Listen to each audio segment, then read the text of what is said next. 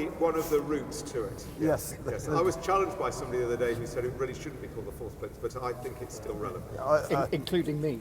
And you're the curator. Yeah, very good. And especially welcome to Anne, who is the glass artist, who will be explaining exactly what she went through in order to put this together. So, Mike, if you can explain, and I guess most of you know what happened, but if you can go back with the window, that would be wonderful. Mike and Anne, thank you. Thank you. Thanks, Richard, and thanks very much for making us part of this event, which is a really, really appropriate context for many aspects of what's going on in this project.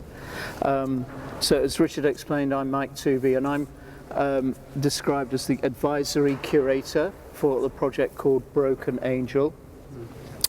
And Anna is the first artist to present work in that project, and her work is called Lichtung, and we'll come back to that as we talk a little bit about her work.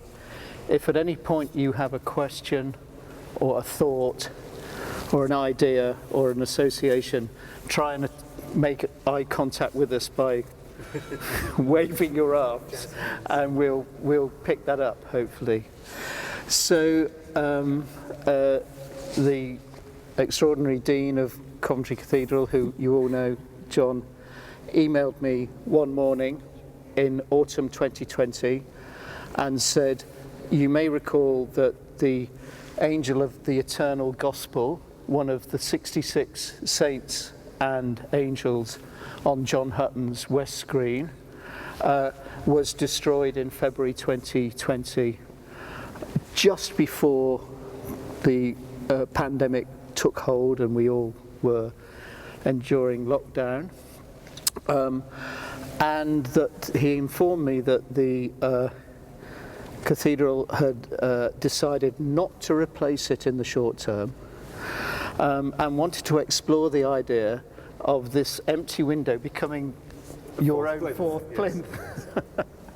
And this connection with me came through a curator, me curating a project with one of the members of the Fabric Advisory Committee here, who'd made a connection with my work.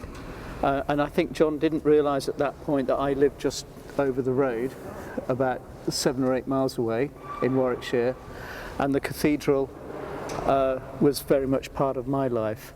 And I said, I'll come over this afternoon and talk to you about it, which was just the first example of a kind of serendipitous connection. Can I ask? Shall I do this? Why doesn't John explain this? Because he is the best person to communicate it. Thank you for being here. So, as Mike has said, in January 2020, some two local, Coventry young people, we caught them on CCTV, they were hooded but we never saw their faces, put a big rock through the window to break into the cathedral, perhaps simply to steal one of our donations boxes, though we think probably they'd scouted the place before. They should have known that our donations boxes frankly never have very much in them, unfortunately. That's partly because we empty them every night, but also, you know, whatever. So they put a rock through the angel, and we, as I say, we saw them on CCTV. We've never caught the people that were responsible. We would love to catch them because, apart from anything else, we would like to try and actually practice some of the reconciliation and forgiveness that we speak about, because the thought of them carrying this burden through their lives is much to bear, I think. But the thing that really struck us, amongst others, was the noise of the glass breaking on the CCTV footage in this empty cathedral in the small hours of the night, of the morning, and just an extraordinary experience. So that's that. I'm going to hand back up to Mike and to Anne. Yeah, and so the first thing I want to say really about my involvement in this project is that the cathedral has been part of my life since the age of 6. And you can speculate how long that means that it's been part of my life. But it's not it is a building, and of course it's an extraordinary building, but it's of course a crucible for creating new relationships. Yeah. So this whole period of time for me has been an example of how new relationships and new conversations are generated by the life of the cathedral and by the animation and creativity that the people who work here bring to running the building. So the conversations that I've had with Anna about her being the first artist in this programme, which we've given the generic title of Broken Angel to, is an example of how the cathedral acts as a kind of crucible of new relationships and new conversations. And these conversations may be driven by a creative response to negative acts, quite often. And I suspect that in the life of the cathedral, the edifice of the cathedral gives a false impression of permanence, security, and monumentality, when the life of the cathedral is actually much more complex. And so we've been talking quite a lot about how this work and the others that will come in the series become kind of microcosms of that character of the cathedral, of understanding the negative and finding joy, positivity, forgiveness, reconciliation, fresh ideas through the way you respond. So to give an example, I was researching artists during lockdown and found this absolutely beautiful website that was run by an artist I'd never met and never had any real contact with, called Anna Peters. And I thought, wow, this woman makes work out of and about broken glass. Surely she's got to be one of our artists. And then I sort of spent a little time finding out a bit more about her. And then, and only then, did I discover that she'd grown up in Dresden. And I thought, there's a kind of uncanny way in which one was meant to come across this artist. And so the first thing that I started to think about is we're inviting Anna to make a work about glass, broken glass, and a kind of a response to the loss of an image. And then I wonder what we do about the biographical connection, if you like, the life story of both of us or of all of us in the way we understand this. So I want to ask Anna to begin by saying a little bit about her impression of the cathedral and how that informed your approach to thinking about the work. You already said it all. No, there's much more to say. Just quickly, maybe a general introduction. Well, as Mike said, I'm from Dresden originally, but I'm based in London since 2016. I'm teaching there at a wonderful college called the City and Guilds of London Art School, spreading the passion for glass, hopefully. So my first encounter with the Coventry Cathedral was in 2016, where actually another serendipitous connection is parts of my family have family connections to Coventry, so which I didn't know at the time, so it continues. So they brought me here, and I remember standing in front of this screen for the first time. And I had been working with glass already for 15 years then. So I was very much familiar with the sound it makes when you carve into glass, when you grind into glass. And I remember standing in front of this massive, like for me, really massive screen of glass material. And I could literally hear the sound of John Hutton carving into the glass, and I could see the water splashing. So it was a very physical moment for me. So it was not only taken in the imagery, but also really the materiality of glass. What kind of a sound is it?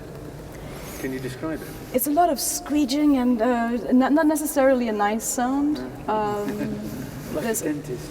Like dentist, but worse. But not painful. Louder. So you usually wear ear protection when you work on this scale. Yeah? I don't know if John Hutton actually did that. I think at the time, health and safety wasn't that much of a topic.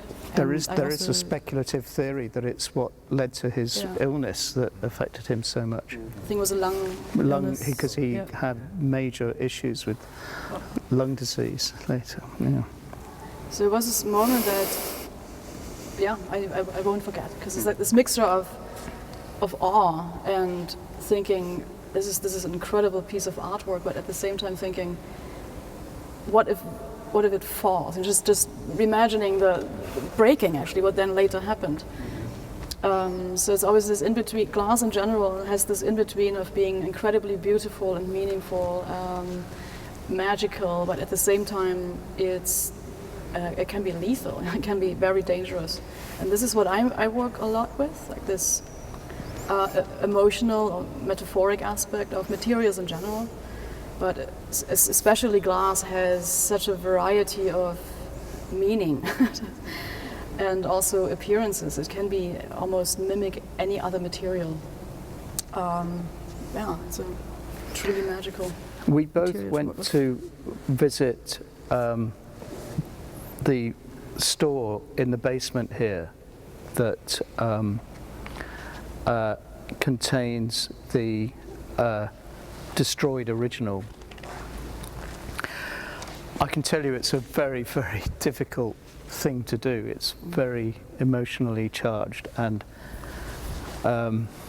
it's difficult, isn't it? It's difficult. Really? And it becomes a kind of material evidence. But maybe one of the things that we could unpack a little bit was our discussion about how you arrived at this idea of using a piece of broken glass in the work. So, I mean, as you mentioned earlier, I've always been interested in the pure beauty of the thought of a piece of broken glass, if that makes sense. But also just how beautiful it can look, just by if you just smash a piece of glass, and it can be so beautiful. So it doesn't even have to be this overly crafted object. That it's just the material as it's in itself is so beautiful. And I had this broken piece of glass lying around in my studio for quite a while. I remember smashing it as a demonstration for students, saying exactly that. Yeah, so don't overthink things necessarily. Just really try to understand this material and the true character, basically. And then this broke so beautifully that I kept it, and I knew at some point it'll have a purpose. It will come in the right light. But then when Mike invited me to respond to this act of violence and the void, I wasn't immediately thinking about the broken glass. Actually, I was more thinking about what John mentioned earlier, the guild, or who are these people? So it was more like a completely different approach until then. Quite early on, actually, in January already, I remember that I had this piece of glass. It just like epiphany. It's like, oh, maybe I can do something with this, and it does respond to former artwork that I've made in a similar setup. So it's like this real-time projection where the space or the movement in the space, people in the space, are very much part of the artwork. So they change. You can see when you walk by, you can see the projection changing a little bit. There's reflections. It does change with daylight, nighttime, and so on. So it's very much alive. And this idea I have worked with before in other artwork. It's like one piece is, for instance, called Lunula, where I put a little fingernail. Just my fingernail is in front of this camera, and then when you scale it up, it looks like a new moon. So it's just this, for me, these things are about raising awareness of the overlooked. It's also just showing cosmic connections. I think in the bigger picture, it's about curiosity and just looking closer at everything, basically. Just appreciating that, like purely appreciating that we are here. Yeah.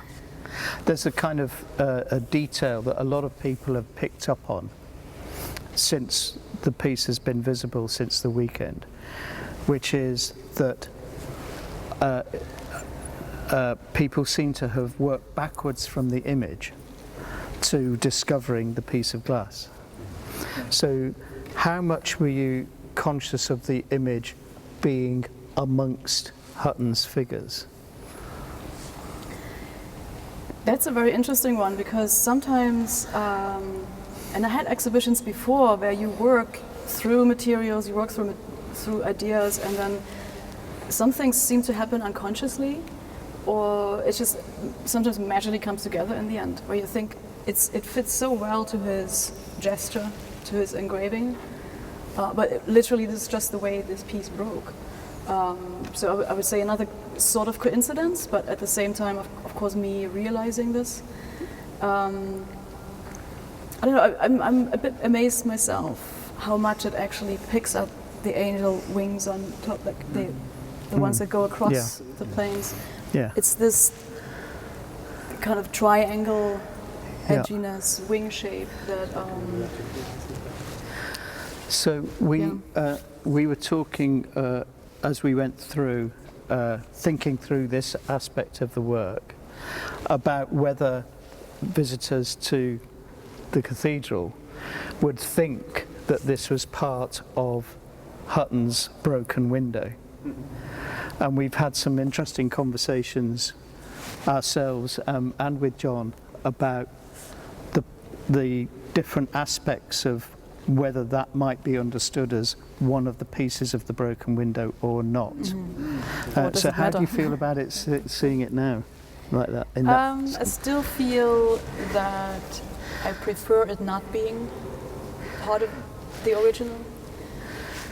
I remember this moment where the idea was there already, and I already knew I have this piece of glass and it works really well with the screen. But then, in a way, wishing, that was before we saw the panel, and I thought, it would be so beautiful if I could find one broken piece out of the panel and then we project it back onto the screen. Yeah. And then we came here and we looked at it, and there was no magic at all. In the basement, the way it broke, it was heartbreaking and a very emotional moment, but it just didn't have this, what we call conchoidal break, that makes the feathering, the wing-like appearance. It just didn't have that, and I think I came back again then and tried, okay, maybe it doesn't have to be the wing, maybe it can be something else that happens with the break. I just couldn't find it, and then I, for myself, actually decided, no, it's actually better because it's a general statement. It's not so much connected to the cathedral, it can travel. It kind of stands for all broken glass. It stands as a general statement of something hurt, something ending, and then out of this comes a new beautiful idea. So enjoy. So I can see this being really emotional. What's happened to the broken glass? Is it kept, or is If you, I can't take all of you. Sure. But in twos or threes, if you catch me at some point, I can take you down. The broken glass is in the workshop downstairs. It's awaiting conservation. It can't be put back into the original window, but we do hope to display it at some point. Excellent, thank you. It is quite emotional. It's a little bit like going into. It's a little bit like going into mortuary in truth. I would counsel, if John in his generosity offers you that, just think whether you want to do it. No. Quite an experience. Because, and I think one of the things, as a curator, I think one of the things that I've been thinking about is how this has also generated something very interesting for me, and Anna and I have had a conversation about this as well, which is the extent to which the materiality of the experience also embodies an idea. And whether you're, we've been talking about different examples of how ideas exist in your mind or in your imagination, or are provoked by understanding the reality.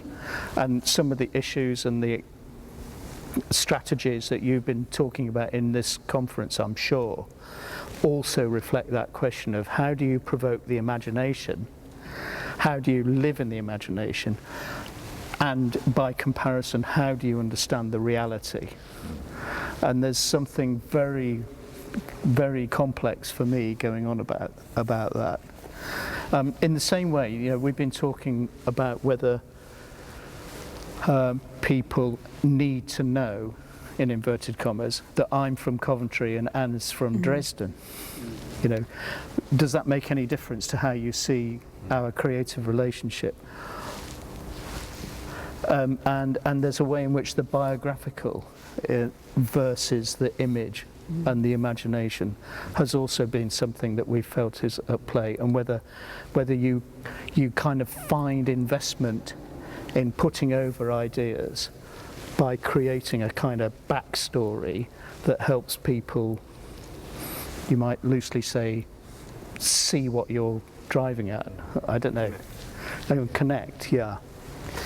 I want to just say something about the title, Anne, because it's related to this. Yeah. Is that all right? We move on.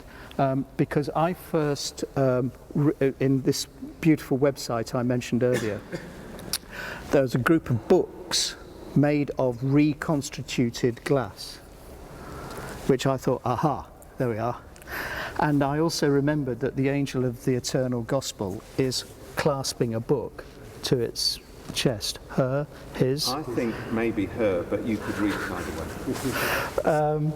And so there's a new book that Anna has made for this project, made of reconstituted glass, which is kind of like another polarity to the piece of broken glass. And we've been debating the relationship between text and visual image and the presence of the visual image, and you even embed what could be words in that book. So meanwhile, there's a kind of bilingual title to the overarching work, which is Lichtung.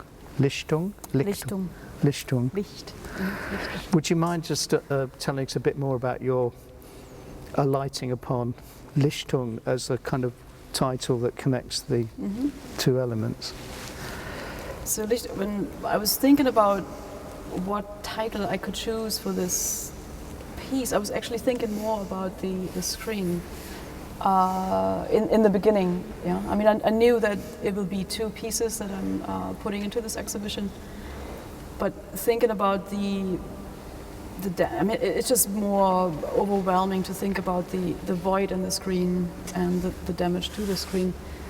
So Lichtung, what it means in German is, as you wrote in some text, I think it's really difficult to translate. You don't really have a word that translates it exactly in English. So what it means is it's a clearance in a forest, I think, that's what it is. Mostly. We say Lichtung when we mean a patch in the forest that has been destroyed, like one way or the other. So mostly a distractive act that creates new light and a new perspective, like actually, and a clear vision on things. So I thought it would be a suitable title, especially because Licht means light. Yeah. So it's typical German has the ability sometimes to put a lot of things in one word, a short, kind of poetic. Yeah. So it's both. It's destruction, but at the same time, it brings in light and something new life. Does it? I mean, am I on the right lines if I say it reminds me of that Zen idea of you need to cut out a hole, a window, in a void in order to let the light in. So you create clearness, an area of clearing and light by... We're going to be in Leonard Cohen again. Leonard Cohen. I think we've got a bit of Leonard Cohen now coming over the...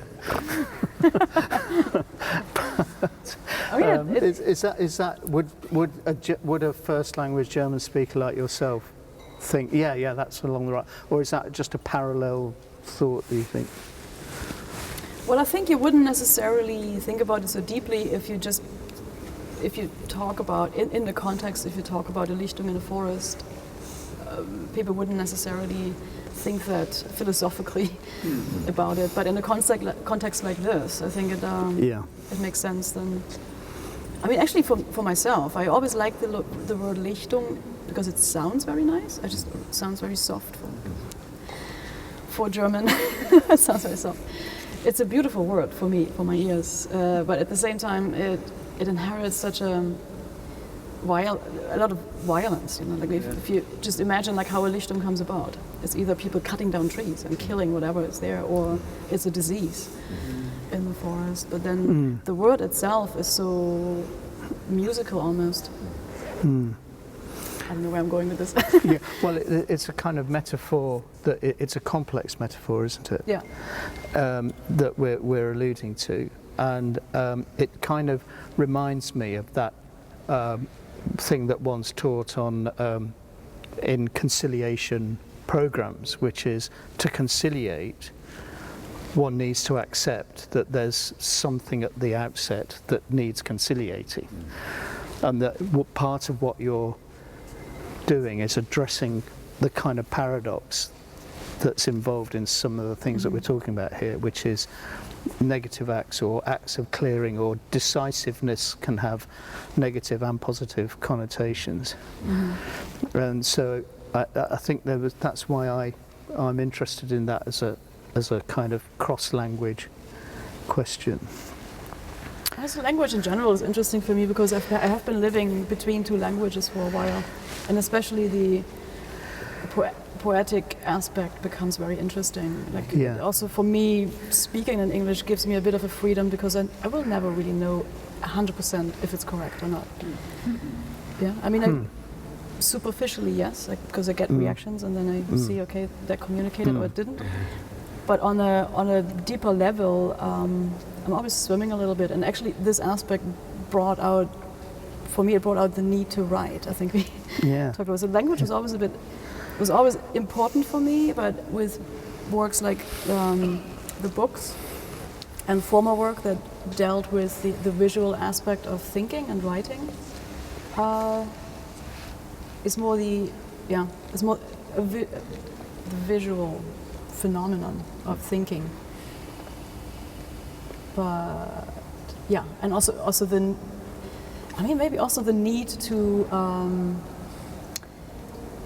mystify things a bit. Mystify is it? Like to magic. Make it a bit more. Just in the end, make people more curious. So the writing is upside down if you look closer. Yeah. So I intentionally flip the book so it becomes an object in itself, a sculpture instead of something I want people to read. So it's more a statement of. It's also called white drift. So it talks about losing control. Does it make sense? So I'll leave a space. There's a couple of other things to say, but I'll leave a space if any of you have any comments.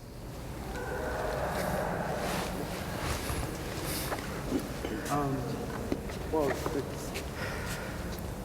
sometimes art comes from personal journey.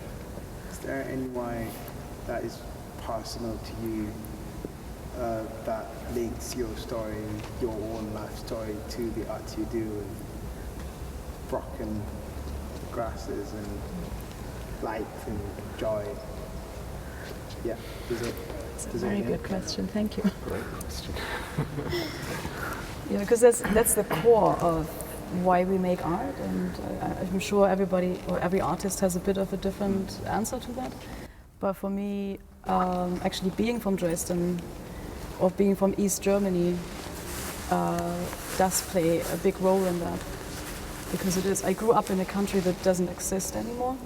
Yeah? So I was 11 when the wall fell, and 12 or so when Germany reunited, and then in a matter of a few months, my whole reality changed.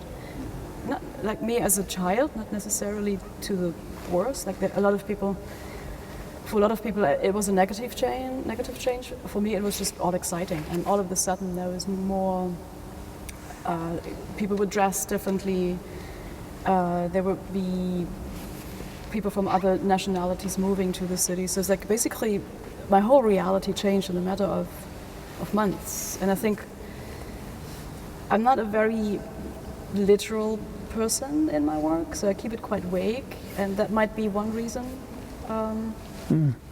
Like one biographical reason for that would be that I think we live in this illusion of reality, but it can change very quickly. Yeah. So and I think for me, what's important with my work is to manifest this in a way, but also showing no matter how difficult life can be and how painful, I think we need to embrace it. I think it's incredibly magical that we are on this planet, and that we are sharing this moment. So for me, that's important. So. One thing that strikes me about this image, it's as if you'd managed to turn the clock back to the moment just before the angel was broken. It was just about to take off. Wow. And you can see it kind of in the light there, as if you've brought us back to that moment and kind of made the angel sort of permanent again, in a sense. It does have this twist. I had a friend coming helping to spray the window, and we spent a lot of time thinking just about the angle of the wing. And there was one moment when I just tilted it a little bit more, and then it had exactly this moment of where you think, okay, it's kind of drifting away, but it's also coming towards you. Yes. So Thank you. Yeah. The thoughts that crossed my mind were first, there is an attack on the sacred. There's an angel involved. Yes. And this broken glass is broken hearts. Yes. And you have this COVID there. So this was a harbinger, sort of bringing news. Lots of hearts are going to be broken.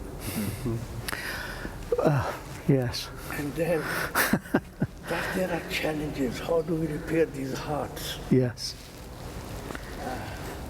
As a child, I used to hear that eggs and words once broken are the hardest things to repair. Glass is very hard to repair as well. Oh, yeah. How do we heal now? So there is a message probably here. How do we repair the sacredness? Because the angel is involved. Those are the thoughts that cross. One of the things that thank you for both of those comments and your thoughts, because one of the things that I've been thinking about a lot over this time is this question of seeing the joy in the piece of broken glass. So there is something about healing in recognizing the moment, in that moment, and in that event, that it might be by looking at the very heart of the thing that looks the most negative, that you might find that joy and that positive way of looking forward. That's been something that's been turning around in my mind a lot. Whilst Is this maybe a moment where you move from broken to changed? yeah, I think we always hold the broken. I think it's a great question, Mike. Yeah. But I feel like a bit like the ruins, we will always be broken.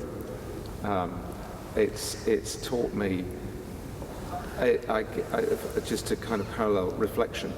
I've asked myself quite often what makes a perfect space or a perfect building, and I would say our building is broken, but in many ways I'd say the cathedral is perfect because of the brokenness. So it's not. So I think there's something about this which I think there's a simple perfection about this piece which I find immensely satisfying. And just to say, because I'm talking, that's been so lovely listening to you both talk about it. But I think the brokenness is part of that perfection. I hope that doesn't contradict humanity. And thinking that broken is temporal, it's final, whereas changed is evolving and dynamic and continuing.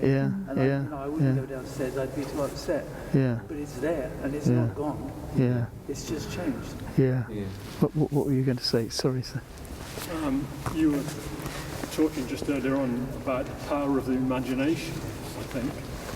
And something that I haven't heard anybody refer to, and I don't know whether I've missed this, is that it's actually a disembodied wing.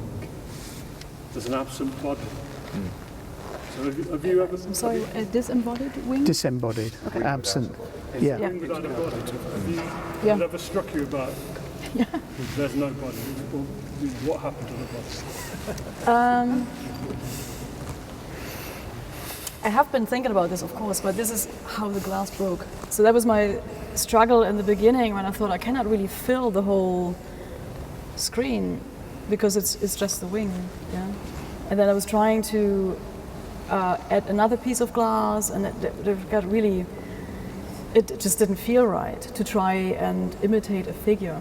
So I think the wing as a statement is much more powerful. But there is a very big resonance to the missing body, isn't there? Yeah, absolutely. Two, isn't it? Yeah. And that's, sorry.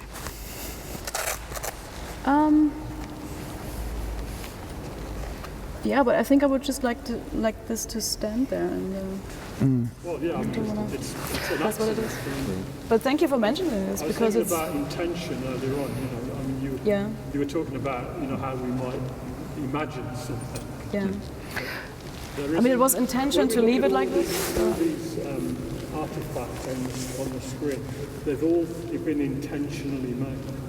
They're intentionally made to represent. But yours isn't intentional in a sense, it's accidental.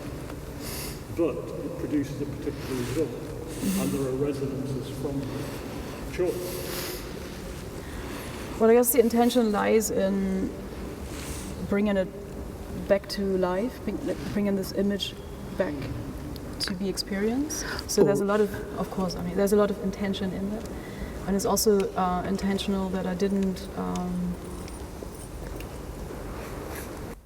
don't know, I think the wing, for me, the wing is way more important for the cathedral than the idea of the body for me, although John Hutton obviously plays a big role, the body of, especially of the angels on the lower the screen, because it's on a human level, so you're supposed to interact in a way. But for me it's like, because it's never going to be the whole angel anymore, it's the gesture of it's more the movement, a gesture maybe. I realise I absolutely have to defer to this audience when I talk about textuality and angels and representation of figures. But I wonder how much scholars of texts, of the great texts, particularly of the Abrahamic religions, would say, how has trying to write about angels led us to describing them in a human embodiment? And that maybe we could have this conversation again when Epstein is here. And that question of, well, what was it that Jacob thought he was wrestling with? And that actually storytelling and textualizing subtle and spiritual and mystical experiences is part of what Anna's work and others' work prompts us to reflect upon, maybe. Then you're talking about spirits being given form. Yeah. we create them in a certain form, Yeah. which is an imagination.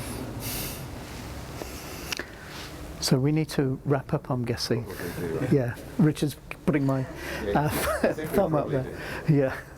So thank you very much indeed for being interested in coming.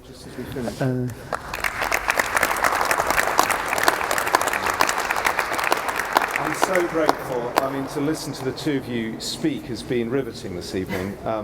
This has been a creative journey, and I hope you've caught from Anna and Mike something of the extraordinary number of coincidences, of serendipitous parts of the journey that has led to this.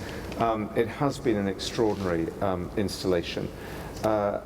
As Mike has said, we have in March next year an Epstein exhibition coming in here, which will have the statue of Jacob wrestling with the angel here, more or less where the Cairo is at the back of the cathedral.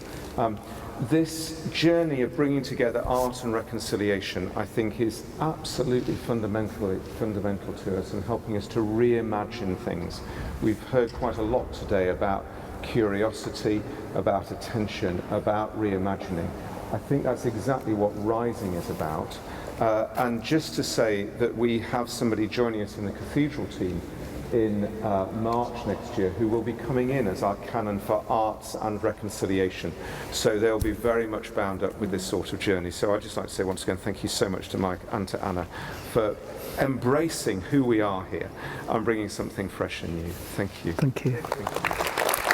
Thank you.